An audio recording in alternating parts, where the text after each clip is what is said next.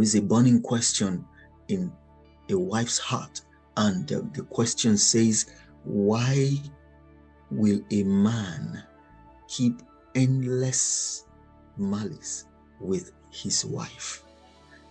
And it keeps going on and on over the years, even though in the wife's heart she is clean and clear that she has not committed any crime or any offense. Right. I'm going to be addressing this as it may tilt towards a female and it may tilt towards a male.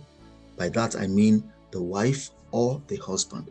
Though the question is asked by a woman wanting to get clarity as to why her husband behaves that way, but we want to balance out the perspectives so that in case you're watching this or listening to this audio right now and your case is you are the wife on the receiving end or you are the husband that is on the receiving end, then you can gain knowledge and understanding. Right. Peradventure, you are the one that is particularly in question concerned with this kind of question, you are welcome. And if you're listening or watching this for your friends' sake or on behalf of your friend, great. On behalf of your son or daughter, you are a grandma, you are, a mother, I want to say you're welcome on board, because this is going to help and it's going to help you transition smoothly into bliss.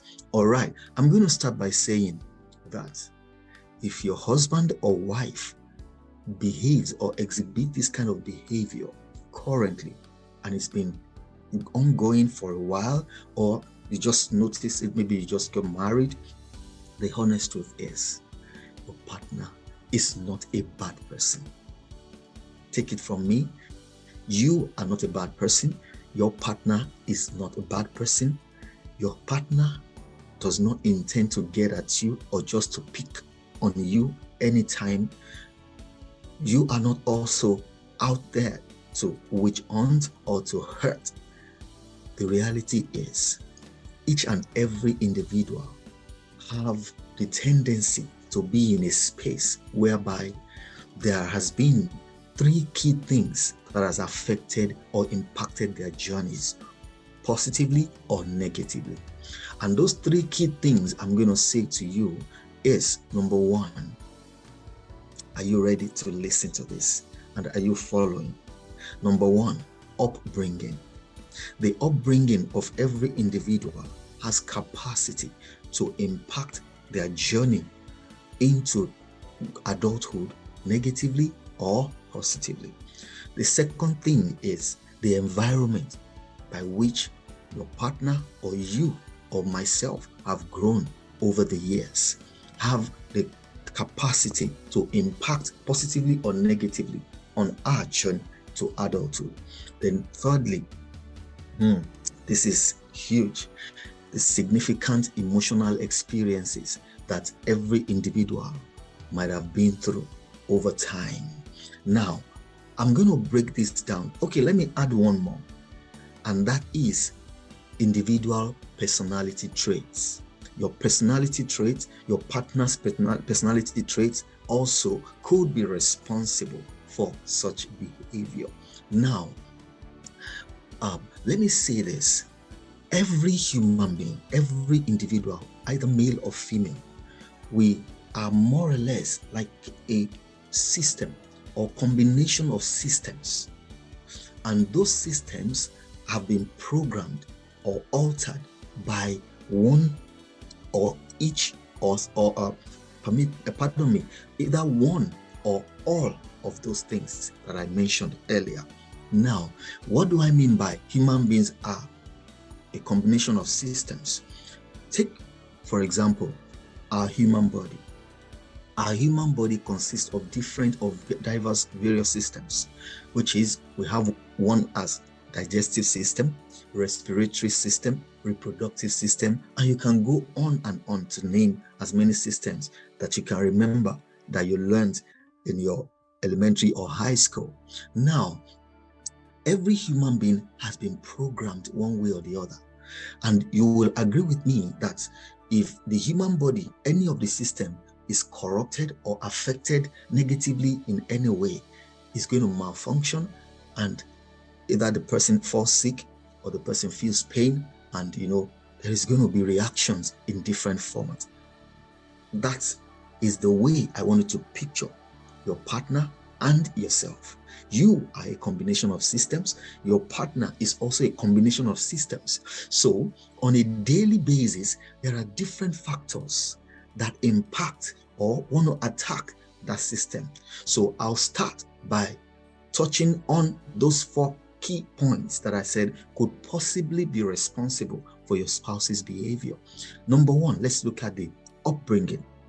Now, the upbringing of every individual differs, basically because the parents, the father, the mother, the extended family, the uncles, nieces, nephews, everybody grew up in a particular way that the style with which they operate in their home differs.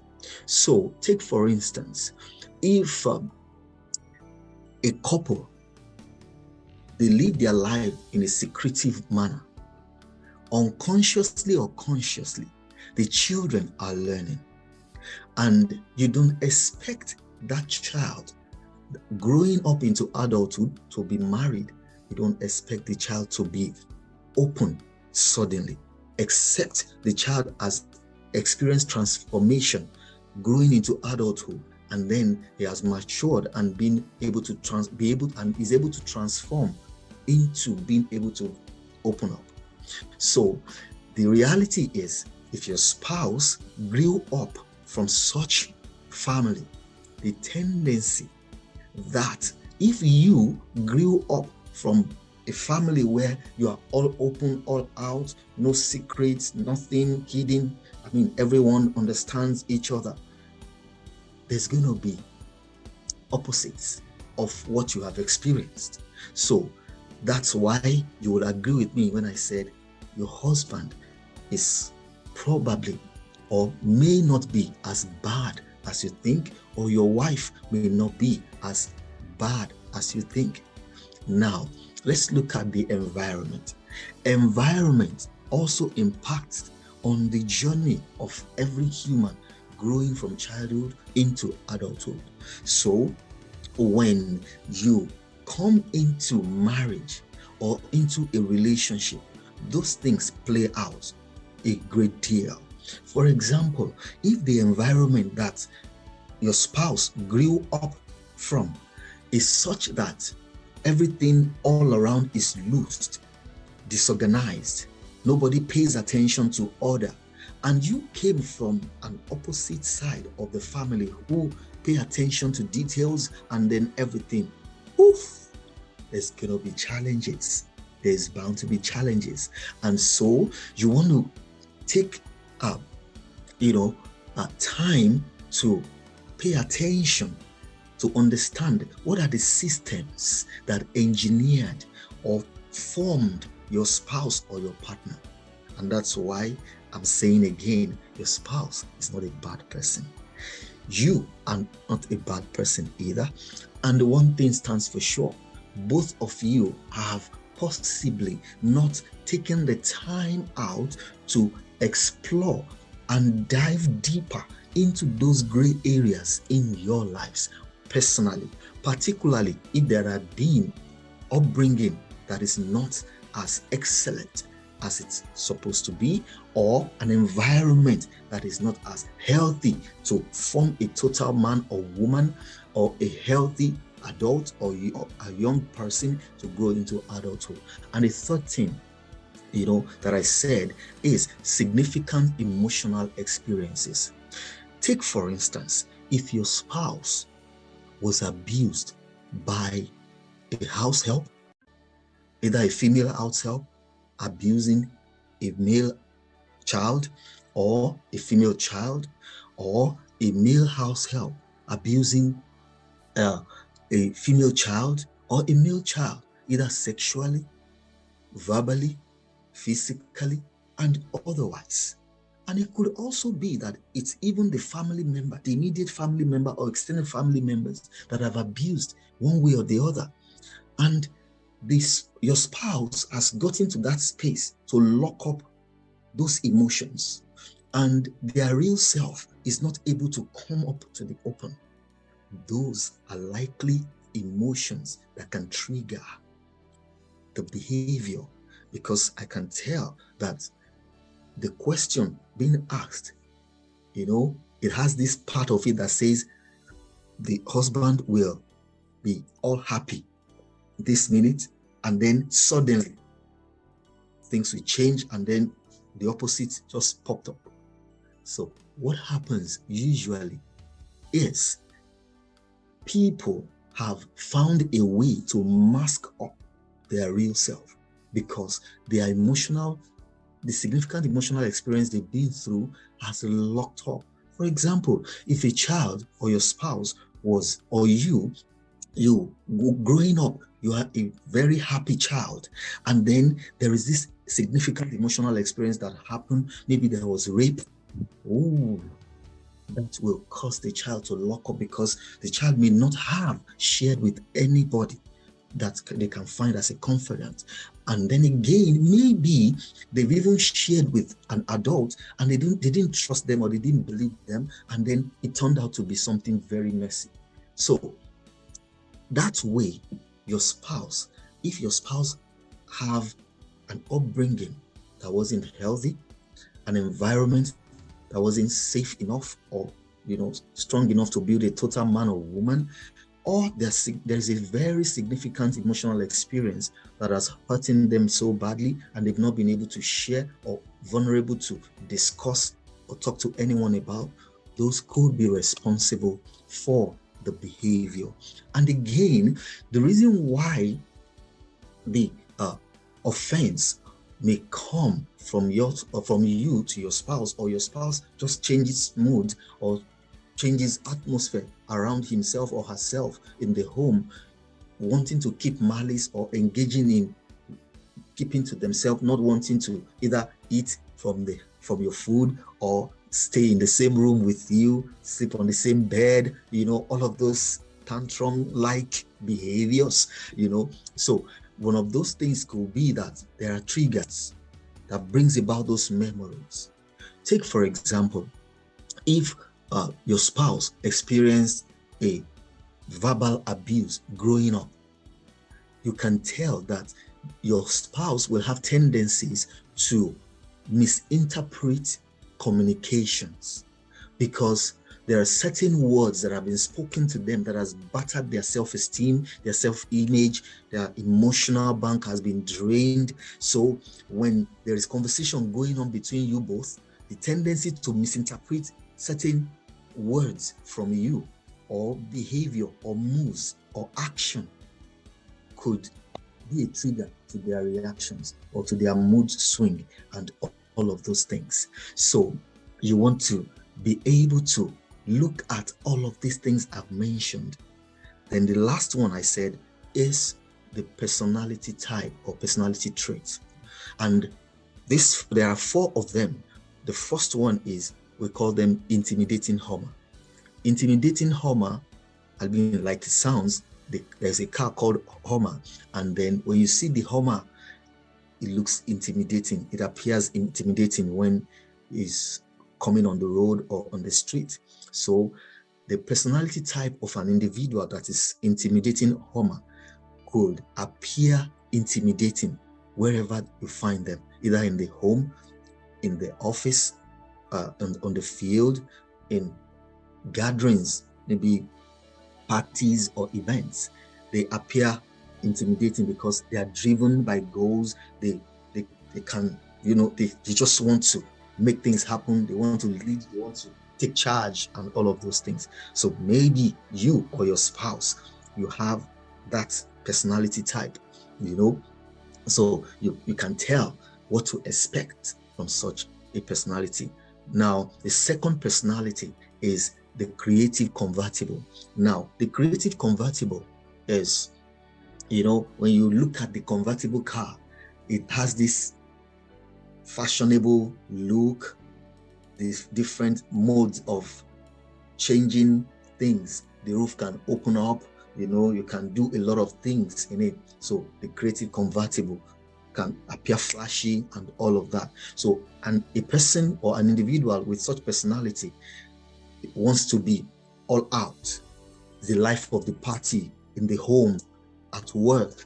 Hey, hello everyone, is the talking type, and then wants to engage in conversations, meeting people and all of that. So maybe your spouse or you have such personality trait. Also, number 3 is dependable truck. When you look at a truck on the road, the truck is steady, firm, no rushing, no unnecessary overtaking and all of that. So individuals who have such personality traits can be like that as well. They want to be on the reserve end. They don't want to rush. They don't like people rushing them. They make friendship, they make friends steadily and slowly, and then they want to do the path of peace. No hazards, no tussle, no struggles. All right. And the last one, systematic Ford. When you see the Ford systematically, drive on the road and all of that with elegance, and then an individual who has such personality wants to be orderly, organized, systematic, everything prim and proper. There's no disorganization around them. They want to, Now, I've just touched on these personality types on the surface, and I want to encourage or recommend that if you need more information about this, you can reach out to us, and there will definitely be a correspondence where you can contact us so that you can come in for coaching, or you can come in for therapy, where we run you through certain diagnostics tools that help you to introduce you to you discover more about yourself, your spouse, and even the people, your loved ones, the people you work with. This will open you up to a world of knowledge and bridge those gaps, and those gray areas will be clarified for you. All right. So you will agree with me when I said earlier that you are not a bad person. Your spouse is not a bad person. Both of you could possibly have not explored or dive deeper into knowing each other beyond the surface. And I tell you this, if you are committed to ensuring that your relationship lives beyond now, I'm telling you, you're going to enjoy it for the rest of your life. And this is my recommendation to you. Show empathy. Show empathy. Empathize with your husband. Empathize with your spouse. Try as much as possible to see them in a new light, or in the goal of the kind of man or woman you dreamed for them to be. And then relate with them based on that picture, mental picture you have of them. Yes, I understand. In fact, sometimes you've thought about wanting out of the relationship or even quitting the marriage. Yes, it can be frustrating because it puts you in an emotional state where it can be demoralizing, it can be depressing. But trust me, if you give it another chance and you are ready to put in the work, encouraging your partner to come along with you to work together, I'm telling you, both of you, you're going to be able to move and navigate into bliss. And a sustainable lifestyle of bliss will be for your relationship. So what do you do going forward? Set up a meeting or a conversation with you and your spouse, and mind the languaging that you will use. Trust me, the last point that I'm going to put as one of the reasons why your spouse could be keeping endless malice is because you might unconsciously and unknowingly have been part of the triggers. I'm telling you, if you follow through everything I've said so far, you will realize that, possibly I've done something that my spouse misinterpreted, connecting it with past emotional significant experiences, or upbringing or environment and their personality trait. Your own personality trait could have also been the trigger. For example, if you are the hard or perceived to be hard or driven or intimidating personality type, your partner probably will misinterpret that. Meanwhile, every personality is great. They only need to be refined to be of a better person that gives love, receives love, understand other, and will work together in harmony. All right. So having said all of this, I want to say that set up that meeting, have good conversation respectfully with your spouse, and then it may not be easy. Let me give you that code. It may not be easy, but keep trying. You know why? Because over the years or over time, your spouse probably might have not seen you in that space of somebody they can trust to be vulnerable with on certain experiences or upbringing. Probably they've mentioned it on the surface to test whether their secret can be safe with you, or you won't use it against them or attack them with it later in the future. So you want to put yourself in that space or position where your spouse or partner can trust you with their vulnerability, with their upbringing, environment, their growing up environment, and significant emotional experiences, even their personality, because all personalities have the strengths and they have areas of improvement. So having said this, I will also say that you need professional coaching to be able to navigate smoothly into bliss in this area of your relationship. And I trust that this have been able to answer your questions, at least to a certain extent. Should you need more coaching or information or therapy, kindly reach out, and then I'll see you then. Take care, and I wish you bliss as you navigate into relations, as you navigate through your relationship, and I trust that you will come back and give your testimonial. Bye for now. Until I see you again, I say continue to live beyond now. Bye.